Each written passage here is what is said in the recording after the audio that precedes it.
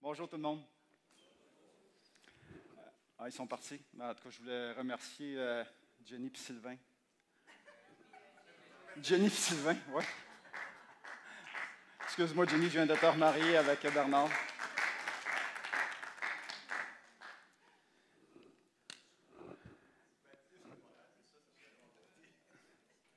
La louange, c'est bon de louer Dieu. Hein? C'est un commandement, mais en même temps, ça nous fait tellement de bien. Donc, c'est pas pour rien que Dieu nous le commande. Hein? C'est parce qu'il sait que ça va nous faire du bien. Ce matin, on continue à réfléchir sur la Trinité. C'est notre troisième message. Donc, il y a déjà eu deux autres messages, donc j'espère que vous ne serez pas perdus dans ce qu'on va couvrir ce matin. Je tiens à souligner, je fais un clin d'œil sur le site web. Tout ce qu'on fait est enregistré. Donc, si vous voulez retourner, écouter des messages, c'est disponible. Donc, si vous tapez sur Google l'Église chrétienne de Rosemère, vous allez dans la section messages.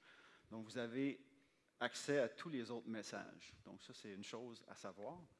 L'autre chose à savoir, c'est qu'il y a des listes de lecture, en bon français, des playlists. Donc, il y a des playlists, il y a différentes séries. Donc, on est en train d'en faire une sur la Trinité, il y en a une sur Jésus le meilleur, l'Apocalypse. Il y a des chants aussi pour vous inspirer. Toutes les célébrations sont là. Même année, on fait l'Épître aux Galates. On pourrait en faire une autre. On avait fait l'Épître aux Éphésiens aussi à un moment donné avec Patrice. Donc, tout ce matériel est là aussi pour vous, pour votre enseignement, pour votre édification, pour que vous soyez de plus en plus affermis. Donc, ce matin, je revise un petit peu le concept de la Trinité. On adore Dieu, mais qui est Dieu? Hein? Mais Dieu se révèle en trois personnes, le Père, le Fils et le Saint-Esprit. Dieu est une communauté d'amour. Donc, Père, Fils et Saint-Esprit, une communauté, mais en même temps, Dieu est un. Donc, il y a un mystère là-dedans. Hein? L'unité de Dieu, mais qui se révèle en trois personnes.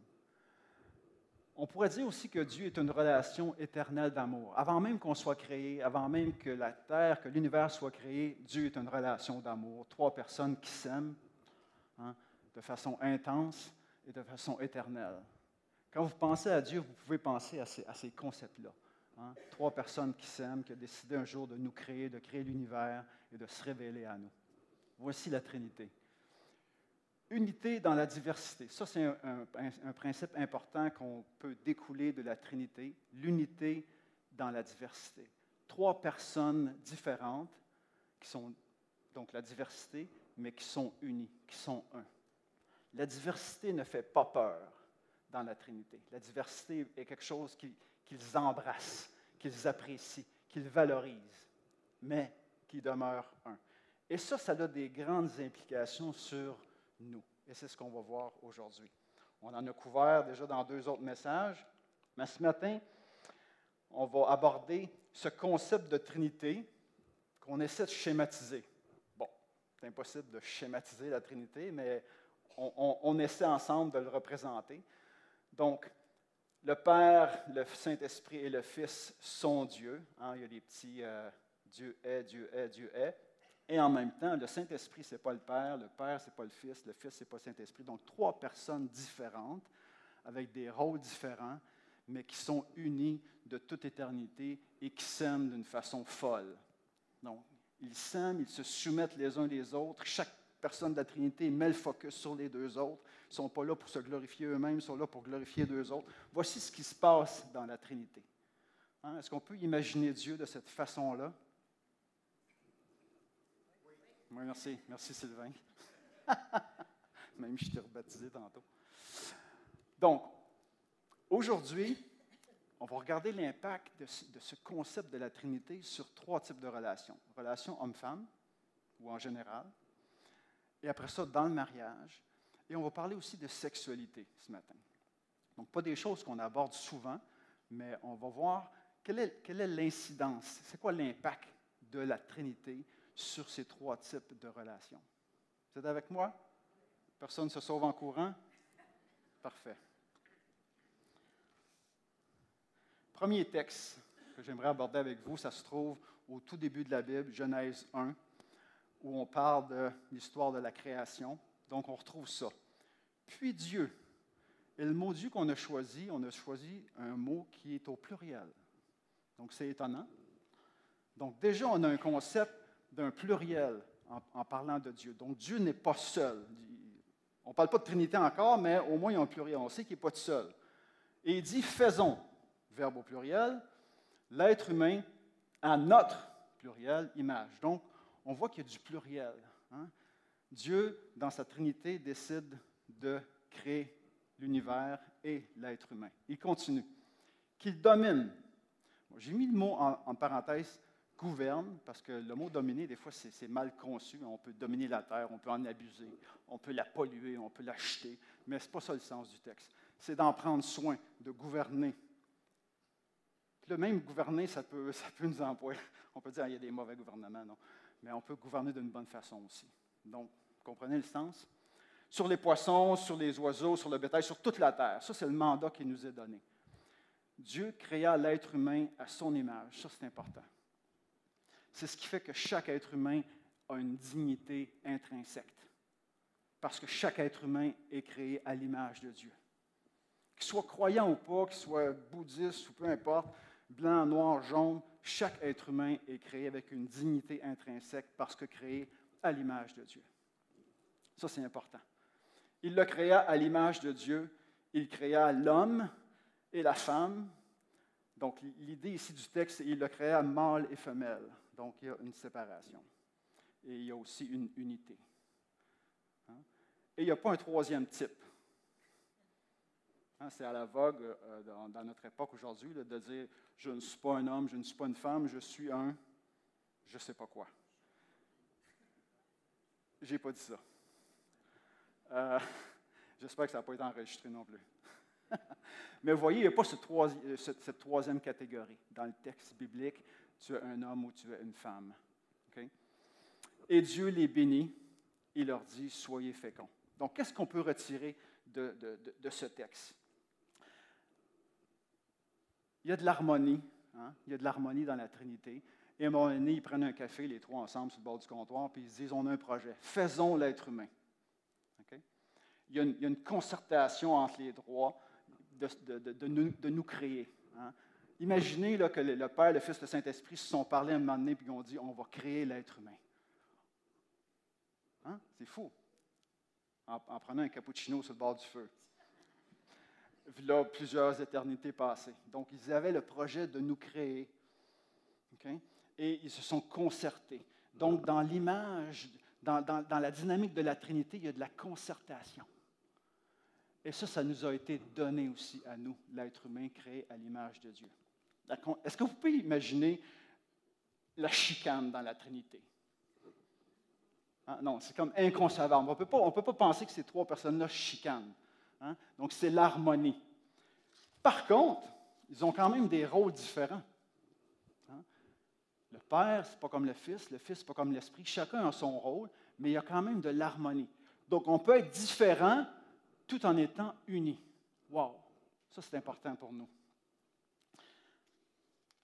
Le Saint-Esprit vient nous habiter, mais il y a une égalité. Ce n'est pas parce qu'on a des rôles différents qu'on ne peut pas être égaux. On peut être égaux en ayant des rôles différents. C'est ce qui se passe dans la Trinité et c'est ce qui se passe aussi dans la société. Nous avons des rôles différents, mais nous sommes égaux fondamentalement. Donc, ensemble, hommes et femmes, ensemble dans la société, on se doit de refléter cette dynamique qui se passe dans la Trinité parce qu'on a été créés à l'image de cette Trinité. Donc, c'est dans nos rapports les uns avec les autres, ensemble, qu'on peut refléter la Trinité. Et lorsque les gens nous regardent, tout dépendant de la dynamique qu'on a, ils peuvent découvrir Dieu à travers les dynamiques qu'on a entre nous. C'est ça le message. On a été créés à l'image de Dieu et on a la responsabilité de refléter l'image de Dieu à ceux qui nous entourent. Donc, tout dépendant de la dynamique qu'on a entre nous, on a une responsabilité. Quel genre d'image de Dieu est-ce qu'on reflète à ceux qui nous regardent aller? C'est toute une responsabilité et c'est tout un privilège en même temps. Hein? Quand les gens nous voient, qu'est-ce qu'ils voient? Quel genre de Dieu ils s'imaginent lorsqu'ils nous regardent aller? Donc, quelques implications. On voit que les deux êtres humains reçoivent le mandat de gouverner On voit que les deux sont créés à l'image de Dieu. On voit que les deux sont bénis. On voit que les deux sont demandés d'être féconds. Donc, il y a une égalité ici. Il n'y en a pas un qui est supérieur à l'autre. Les deux sont égaux. Ce sera le fun de voir toutes les sociétés du monde vivre cette égalité entre hommes et femmes, n'est-ce pas? Ce n'est malheureusement pas le cas. Mais les deux portent l'image de Dieu. Les deux reçoivent le mandat. Donc, nous avons souvent peur de ce qui est différent de nous. Hein? Est-ce qu'on peut admettre ça, qu'on a peur de ce qui est différent? Des fois, les hommes ont peur des femmes. Des fois, les femmes ont peur des hommes. Les Blancs ont peur des Noirs. Les Noirs ont peur des Blancs. On a peur de ce qui est différent. On a peur de ce qui est différent. Mais nous sommes demandés, encouragés de valoriser ce qui est différent, en fait. Au sein de la Trinité, ils sont trois différents, mais ils sont unis. On reçoit ce même mandat de valoriser ce qui est différent, de ne plus avoir peur de ce qui est différent, mais de vouloir valoriser, apprendre, grandir grâce à ce qui est différent. Vous me suivez? Donc, laissons-nous imprégner par la Trinité dans nos rapports les uns avec les autres. De ne plus être motivé par la peur, mais d'être motivé par la dynamique de la Trinité, d'apprécier la diversité. Donc, de quelle façon, si on répond à cette question-là, de quelle façon la dynamique devrait influencer nos relations? Bien, est-ce que je suis une personne qui cherche la concertation, comme lorsque les trois personnes de la Trinité prenaient un café sur le bord du comptoir, puis on dit, on va se concerter, faisons. Ils avaient un projet, un peu comme deux parents qui disent, faisons une fête pour notre enfant. Donc, ils se concertent, ils planifient, et puis ils mettent ça en exécution. C'est un peu comme ça qu'ils ont procédé. Et c'est ce qui nous laisse en héritage. Donc, est-ce qu'on a cet esprit de concertation, d'écouter l'autre, d'apprendre de l'autre? Deuxièmement, rôle différent. Est-ce que ça nous fait peur, la différence, ou est-ce qu'on valorise la différence dans nos rapports les uns avec les autres? Pas juste dans le couple, je parle dans la société en général. Vous êtes au bureau de travail, il y a des gens qui pensent différemment de vous. Est-ce que ça vous fait peur, ou vous appréciez, vous valorisez la différence? Donc, ne plus avoir peur de la différence. L'égalité, nous sommes égaux. Je ne suis pas supérieur à ma femme n'est pas supérieure à moi, je ne suis pas supérieur à aucun autre être humain sur la terre. Il y a des qualificatifs pour ça, du sexisme, du racisme, etc. Non, ça n'a pas sa place. Donc, l'unité dans la diversité. On peut être unis tout en étant différents. C'est le même dans l'Église également. Ça, c'était mon premier point. Maintenant, si on parle de mariage, plus que les relations hommes-femmes dans la société, allons un petit peu plus loin, parlons du mariage. Quel est le texte fondateur? La réponse n'est pas supposée d'apparaître. On retrouve ça dans Genèse, OK? Encore, on est dans la Genèse. Le texte fondateur du mariage, si vous voulez parler de mariage avec quelqu'un qui vous pose des questions, pourquoi tu crois au mariage, il faut retourner là. Genèse 2, 24. Le mariage, c'est l'idée de Dieu. Hein? Ce n'est pas un concept humain. C'est Dieu qui a pensé à ça. Il nous a créés, puis il a pensé au mariage. Bon, des fois, on pourrait se demander pourquoi, Seigneur? Ça m'a causé tellement de troubles. Mais pas ici. Je ne réponds pas à cette question-là ce matin. Donc, Genèse 2, 24 nous dit, c'est pourquoi. C'est pourquoi quoi? Donc, le contexte, il dit quoi? Le contexte, il nous parle d'Adam, qui était seul, okay? Qui s'ennuyait, un terrien. Adam vient de Adamus, qui veut dire terre, donc tu es un terrien, tu es fait à partir de poussière. Hein? Et puis, il s'ennuyait. Et puis là, Dieu crée Ève, et puis là, c'est « Wouhou! Enfin! » Enfin, parce que tout ce que j'avais avant, c'était des vaches, des gorilles, des cochons. Pas fort. Maintenant, eau de mes eaux, chair de ma chair. Donc, c'est le party. Adam est content. Donc, c'est pourquoi, le contexte, c'est ça. L'homme, en hébreu, Ish, okay, quittera son père et sa mère, s'attachera à sa femme, Isha, et deviendront une seule chair. Qu'est-ce qu'on peut apprendre de ce verset-là? En passant, ce verset-là est repris par Jésus, dans l'Évangile, lorsqu'on le questionne sur le divorce, il va retourner à ce texte fondateur de la Genèse. Et Paul aussi, lorsqu'il va parler du mariage en Éphésiens 5, va retourner à ce texte fondateur de Genèse 2. Donc, c'est un texte vraiment fondateur pour toute discussion sur le mariage. Donc, Isha. Qu'est-ce qu'on voit là-dedans? Est-ce que les deux mots sont connectés? Oui. Hein? Avant, au chapitre 1 de Genèse, ce n'était pas Isha qui était employé comme nom, c'était mâle-femelle. Ici, on veut démontrer là, que l'homme et la femme dans le mariage vont être interdépendants. Isha, c'est deux mots qui sont connectés, qui viennent de la même racine. Okay? Donc, dans le mariage, il y a une interdépendance. La femme a été faite à partir de la côte. Donc, oui, il y a une dépendance là. Et après ça, tout homme a été fait à partir d'une femme. Vous êtes d'accord avec moi? Hein? Qui n'a pas de mère ici? Y a-t-il plusieurs qui n'ont pas de mère? Non? OK. C'est bon, pas trop d'extraterrestres dans la salle. Donc, vous voyez cette interdépendance. La première femme a été faite de l'homme et tous les hommes ont été faits d'une femme. Donc, il y a une interdépendance. Donc, ça, c'est important. Dans votre mariage, pensez à votre mariage. Est-ce que cette interdépendance dans votre union, dans la façon dont vous procédez?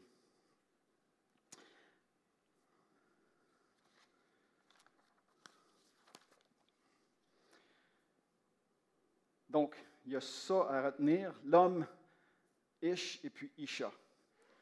Et c'est écrit, va quitter papa et maman. Le mariage implique une séparation de papa et maman. Vous êtes d'accord avec moi? Est-ce que c'est juste une séparation physique qu'on parle? Non. Il faut que tu sois assez mature, il faut que tu sois assez indépendant pour quitter tes parents.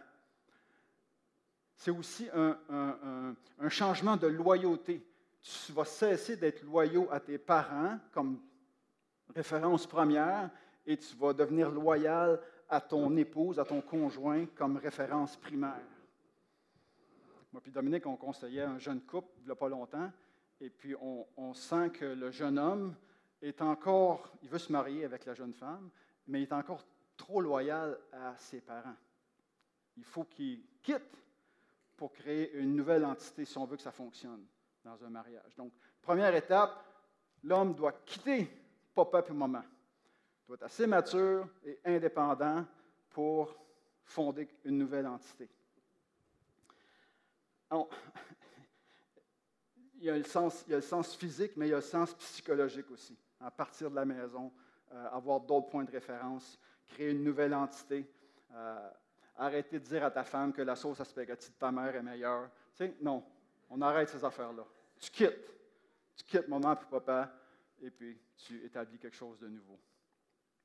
L'autre étape, s'attacher. Il y a l'idée de l'exclusivité ici. Tu t'attaches. C'est sûr qu'on peut s'attacher à un animal, on peut s'attacher à ses vieilles pantoufles parce qu'elles sont confortables, mais c'est plus que ça ici qu'on parle. Là. C'est s'attacher de façon exclusive. Parce que tu peux avoir 2 pantoufles, 2 chiens, mais tu ne peux pas avoir 2 femmes. Donc, c'est un attachement exclusif. Certains diraient, ben, c'est déjà assez compliqué avec une, pas possible d'en avoir 2. Quelqu'un a dit Amen. Donc, on s'attache. Et on forme une seule chair. Bon, qu'est-ce que ça veut dire, ça, former une seule chair? Ça parle certainement d'intimité physique, une seule chair, mais ça peut avoir d'autres sens aussi. Est-ce que ça veut dire qu'à 2, on va former un bébé? Donc, les 2 vont devenir une seule chair. Il y en a qui pensent ça. C'est sûr que moi, je pense que ça parle d'intimité physique, une seule chair, mais si on devient une seule chair, on part de 2, on devient 1, c'est lequel qui disparaît? Lequel des 2 qui part? Carole, qu'est-ce que tu en penses? Un peu des 2 qui partent? Finalement, les 2 restent là, mais tu dois créer une nouvelle entité. Tu dois créer une nouvelle entité. Donc, je n'ai pas cessé, quand je me suis marié avec Dominique, je n'ai pas cessé de vivre, mais on a créé une autre entité ensemble, le couple. Mais François et Dominique continuent de vivre, mais on a aussi une nouvelle entité.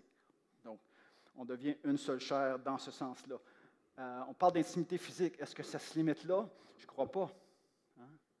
L'intimité physique, oui. L'intimité physique n'est qu'une représentation de d'autres formes d'intimité qu'on doit construire. L'intimité émotionnelle, l'intimité intellectuelle, l'intimité spirituelle. Et l'intimité physique n'est qu'une célébration des autres formes d'intimité, en fait. Parce que le sexe pour le sexe, bon, c'est le fun, tu as un petit peu de plaisir, mais c'est vide, rapidement. Mais quand tu fais l'amour avec une personne avec qui tu as développé d'autres formes d'intimité, émotionnelle, spirituelle, intellectuelle, wow, là, faire l'amour, ça devient bien plus intéressant que juste le sexe pour le sexe, un one night stand, un fuck friend. Vous êtes d'accord avec moi? Il n'y a pas d'amène là-dessus.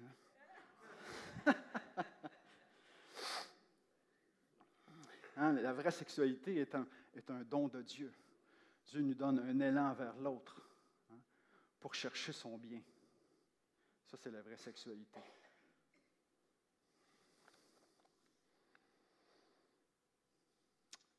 Donc, l'intimité physique est une démonstration visible d'une réalité invisible.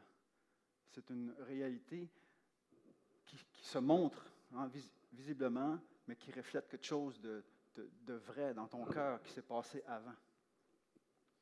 Donc, les deux deviennent une seule chair. Dans le mariage idéal, Dieu a eu cette idée de prendre un homme et une femme différents, très différents, très, très différents. Je mets l'emphase ici, là. Et de les unir, comme dans la Trinité. 3 personnes différentes qui sont un. Dans le mariage, 2 personnes différentes qui deviennent un, à l'image de la Trinité. Vous me suivez? Donc, on quitte maman et papa, on s'attache et on devient une seule chair. Malheureusement, dans notre société, ce qu'on voit en ce moment, c'est que tu couches ensemble, puis le lendemain matin, tu te demandes comment tu t'appelles. C'est un petit peu ça qu'on voit. Ce n'est pas le modèle qui est proposé par Dieu ici. OK?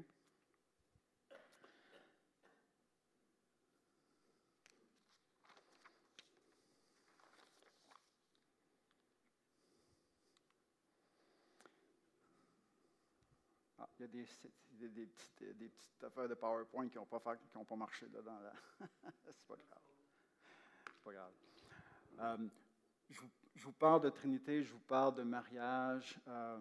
C'est quoi le lien entre les deux? Donc, toute la Bible, c'est ce que je voulais montrer ici, toute la Bible utilise le mariage et la sexualité comme image pour nous parler de notre relation avec Dieu. Pourquoi? Parce qu'il n'y a rien de plus intime que le mariage et que la sexualité. Donc, c'est pour ça que c'est les images qui sont utilisées pour nous parler de notre relation avec Dieu, parce que c'est quelque chose d'intime, c'est quelque chose de fort, qu'on parle de communion. Donc, je vous ai mis 4 preuves ou 4 exemples.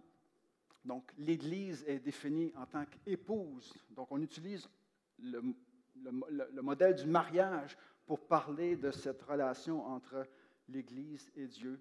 Deuxièmement, les prophètes, tout le long de l'Ancien Testament, ont dit, quand vous adorez d'autres dieux, vous faites l'adultère. D'où nous vient ce mot-là, adultère? Ça nous vient du monde du mariage, du monde de la relation entre hommes et femmes. Et on utilise ce mot-là pour parler d'un adultère spirituel.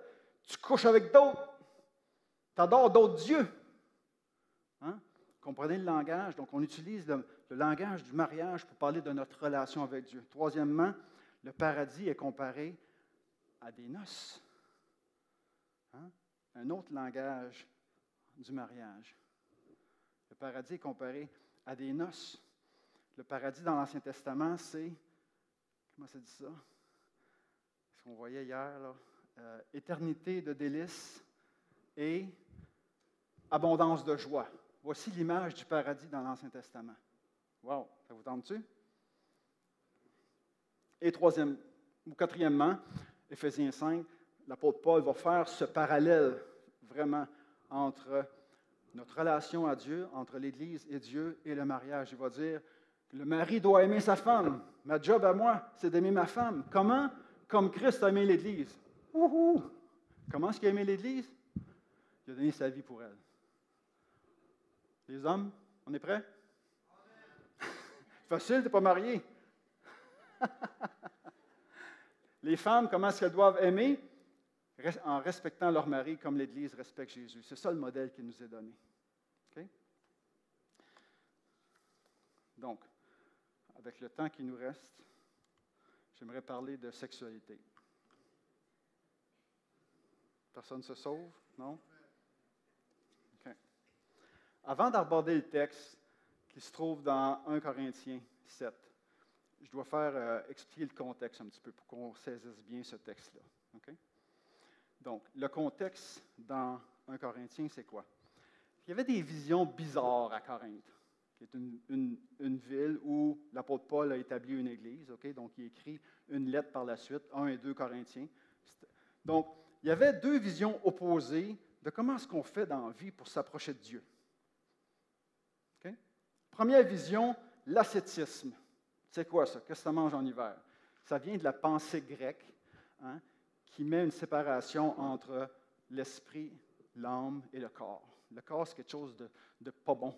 Le corps, il faut se débarrasser du corps. Le corps, ça empêche l'âme de monter, de s'approcher de Dieu. Donc, on n'a pas de relation sexuelle parce que ça, c'est charnel. Ça, c'est le corps. Donc, je préfère rester célibataire parce que je ne veux pas être marié. C'est pas bon. Ça m'empêche d'être proche de Dieu. Vous me suivez? Ça, c'est la pensée grecque. Les Grecs séparaient là, corps, âme et esprit. Puis c'était trois affaires bien séparées, puis il fallait se débarrasser du corps. Ça, c'est un extrême. L'autre extrême, c'est quoi? C'est que si je veux être proche de Dieu, je m'en vais au temple, et ça, c'est des ruines du temple qui existent encore de Corinthe, où il y avait ce qu'on appelle de la prostitution sacrée. Donc, tu allais coucher avec une prostituée sacrée, et ça, c'était une façon de t'approcher de Dieu. Y en a-t-il qui sont intéressés? Donc, moment de plaisir et moment de communion, et là, on se dit, ben, c'est comme ça Dieu, ça doit être ça Dieu. Moi, je dirais que ça pointe vers Dieu, effectivement, mais ce n'est pas ça Dieu. C'est pas de même que tu t'approches de Dieu en couchant avec une prostituée. Donc, vous voyez, il y a deux extrêmes. Et Paul doit donner un enseignement sur la sexualité à partir et naviguer entre ces deux extrêmes. Vous voyez comment c'est périlleux un petit peu? Okay? Voici notre texte. Pour ce qui concerne les choses que vous m'avez écrites. Donc, Paul avait reçu une lettre des Corinthiens, et là, il leur répond avec 1 Corinthien. Okay? Mais il avait déjà reçu une autre lettre, et ils avaient des questions à adresser à Paul.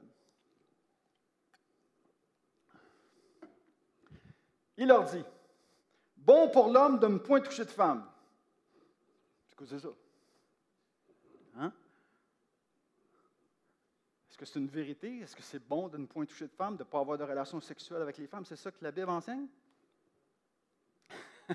En fait, ce que Paul cite ici, c'est un slogan des Corinthiens.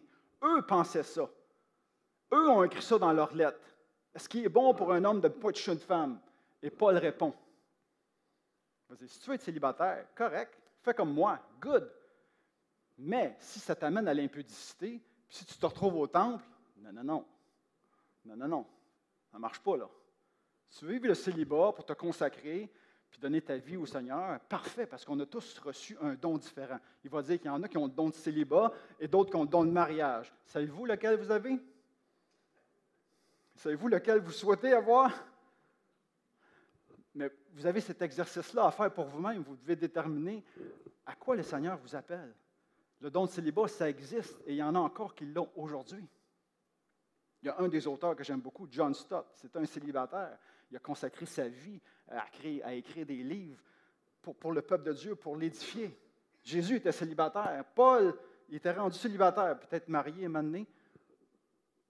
Donc, c'est correct le célibat. Paul dira, ça me permet de me consacrer, ça m'évite des distractions. C'est correct. Sauf que les Corinthiens, eux autres, ce n'était pas pour la même raison qu'ils voulaient être célibataires. C'est parce qu'ils voyaient, il y avait la pensée ascétisme, la pensée ascète, je devrais dire, où le corps, c'est quelque chose de pas bon. Puis Paul va dire, OK, on est d'accord que le célibat, c'est correct, mais pas pour les mêmes raisons. Et là, il va nous donner le reste. Je trouve ça magnifique, ce qui est écrit après, là. Il va nous donner cette théologie de la sexualité. Pour éviter l'impudicité, le mot c'est pornéa ici, et dans le contexte, c'est la visite aux prostitutions sacrées. Donc, pour éviter ça, que chaque femme, que chacun ait sa femme et que chaque femme ait son mari. Donc, marie-toi. Si tu veux célibataire, fine. Si tu veux vivre une vie consacrée, fine, c'est beau, c'est correct. Il y a des prêtres qui le font très bien. Mais si ça t'amène à la prostitution sacrée, non, marie-toi. Okay? Deuxièmement, que le mari rende à sa femme ce qu'il lui doit et que la femme agisse de même envers son mari. Wow! Qu'est-ce que la Bible fait ici? La Bible nous parle de besoins sexuels de façon très réaliste. Hein? C'est pour ça qu'on en parle ce matin. Peut-être que vous êtes un petit peu inconfortable avec le sujet. C'est correct, c'est normal. Mais il faut savoir que la Bible adresse la question des besoins sexuels de façon très réaliste. Hein? Et invite les conjoints à répondre mutuellement aux besoins sexuels de l'autre. Hein? Que le mari rende à sa femme ce qu'il lui doit et que la femme agisse de même envers son mari. Et là, il va dire quelque chose de vraiment surprenant, même choquant au verset 4. La femme n'a pas autorité sur son propre corps, c'est le mari. Pareillement, le mari n'a pas autorité sur son propre corps, c'est la femme. Ça peut être choquant pour nous, hein, parce que mon corps est à moi. Puis j'en fais ce que je veux. Oui? C'est quelqu'un qui peut aider Georges avec son cellulaire?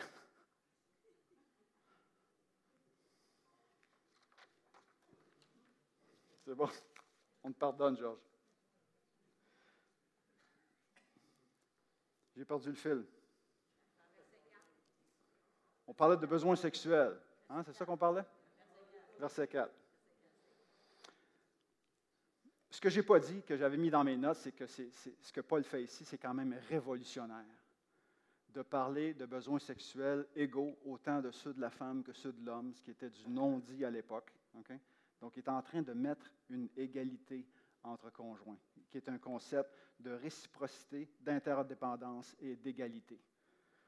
Donc, dans la sexualité, il n'y a personne qui s'impose, il n'y a pas de viol, il n'y a pas de force, il n'y a pas de manipulation, il n'y a pas de dictature, il n'y a pas de soumission chimique, il n'y a pas toute cette M.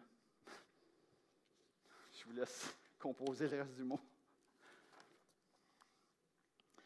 Donc, ce concept qu'on n'a pas autorité sur nos propres corps dans le mariage, c'est vraiment la façon que Paul trouve pour éviter ces deux extrêmes, l'ascétisme et la prostitution sacrée. Parce que si mon corps ne m'appartient pas, bien, je ne peux pas en faire ce que je veux, puis priver mon conjoint de ses besoins.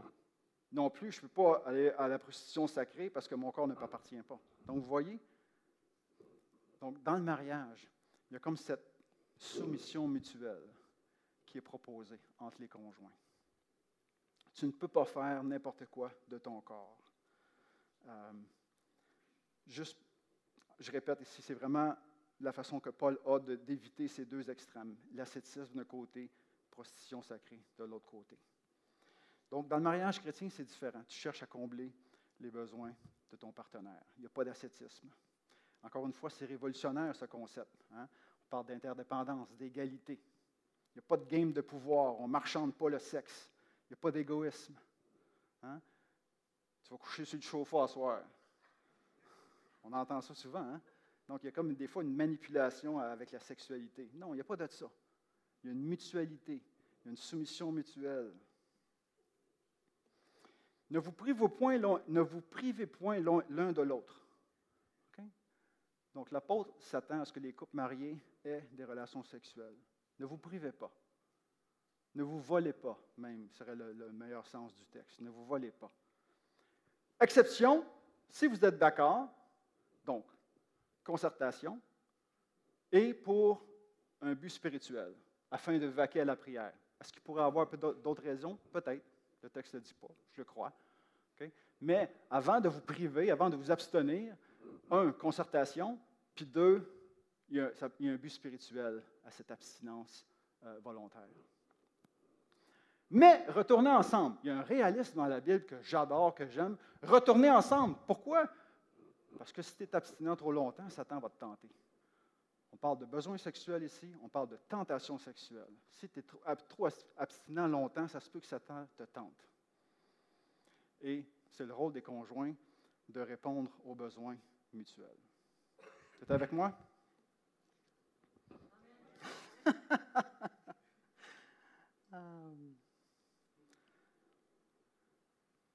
J'avais écrit dans mes notes ici, parfois on est obligé de s'abstenir, d'avoir une période d'abstinence, pour mille et une raisons. Maladie, voyagement, cancer de la prostate, peu importe. Okay? Et dans ces moments-là, ça va prendre la maîtrise de soi, ça va prendre de la vulnérabilité, ça va prendre peut-être de la créativité dans l'affection, mais avec le Saint-Esprit qui peut nous inspirer, laissons-nous guider. Pour ne pas donner à Satan davantage sur nous. Amen? Okay. Donc, en guise de conclusion, de quelle façon la dynamique de la Trinité devrait influencer mon mariage? Donc, regardons la colonne de gauche pour commencer. Est-ce que mon mariage reflète de l'interdépendance? Est-ce que mon mariage reflète de la concertation? Est-ce que mon mariage reflète de l'égalité? Est-ce que mon mariage reflète la valorisation des rôles différents? Est-ce que mon mariage reflète l'honneur de l'autre? La capacité de donner et de recevoir l'amour. Il y en a qui sont bons juste d'un sens. Alors que dans la Trinité, l'amour voyage. Ils sont capables de donner et de recevoir. Est-ce que mon mariage reflète l'unité dans la diversité? Est-ce que mon mariage reflète l'union entre Jésus-Christ et son Église? Des bonnes questions, n'est-ce pas? Donc, j'aimerais qu'on garde ça en tête.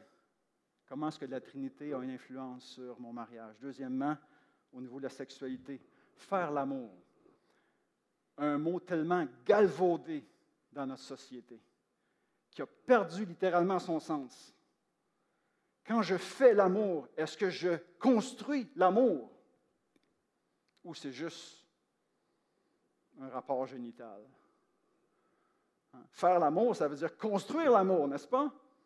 Donc, ce moment de tendresse et d'intimité devrait construire l'amour. Est-ce que ça construit l'amour? C'est la question à se poser.